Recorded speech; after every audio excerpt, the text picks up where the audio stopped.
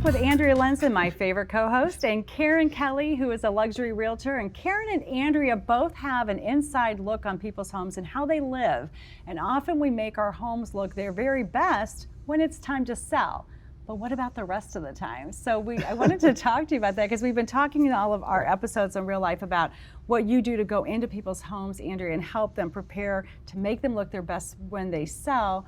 But I'm a believer, I know, Karen, you agree? Absolutely. We need to, our homes need to look our best for us, right? Absolutely. Yes. Absolutely. So what tell us, you have another sort of side to your business, which is called Design to Live, and helping people live their best life in their home. So talk about say, that. for example, when we're getting a house ready to put on the market, we neutralize, depersonalize, so we're decorating for the buyer.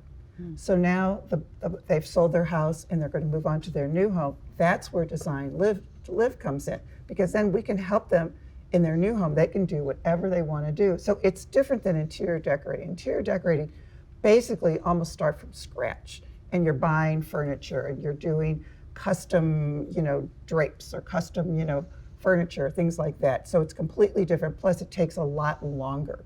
So when we're doing Design to Live, we're just sort of redesigning what they have in their home and updating it a little bit more. So you're taking the furniture from the old home, moving it into the new home, and helping them with the placement and bring in new items? Maybe different artwork. There's some purchasing involved, but not on a massive scale that would be for interior decorating. So, because we want to make whatever furniture they have go into their new home.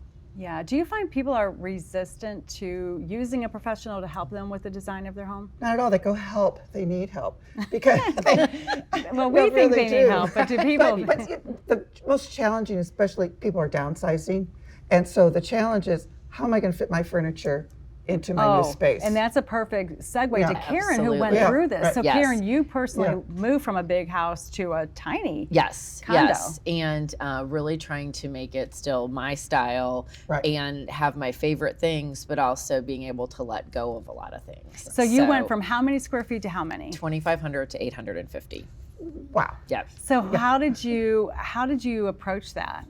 It was overwhelming at first, because you're like, I have one closet, how am I going to do all this? And then you really kind of sit in the space, walk the space, and then start choosing those things that are most important to you.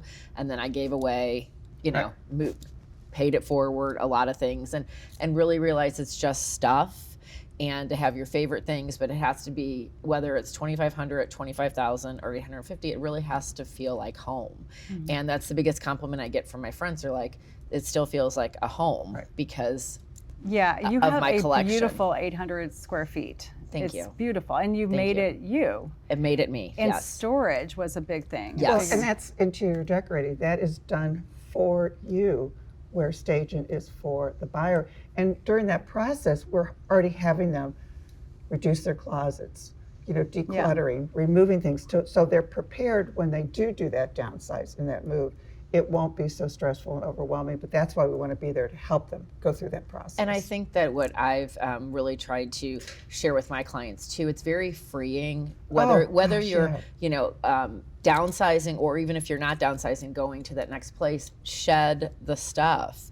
Why are we going to pack up a pot of stuff you're never going to use again? So really trying to pay it forward, again, as we said, donate, whatever it is, but really trying to let them know that it's freeing. And they say, I cannot believe how much better this feels when you don't have all this clutter. So they feel that way around when you. they're preparing their home to sell. And so what you do is you help them have that same feeling seamless, when they get into their new home, and it's fresh and new. It might be their same furniture, but it's But it's going to have a fresh look. It's got a new floor plan, new colors, new whatever. But then we can bring in certain items to really personalize it for them and just make it their own home. Yeah. Very good. I love this conversation. Great topic. Thank you so much. Design to Live, Andrea Lenzen. Karen, thanks for being here again as well. So fun always. Thanks for joining us today on Real Life. Keep coming back, as there's so much more to learn in the world of real estate design and how to live our best lives in our homes. I'm Sarah Bernard.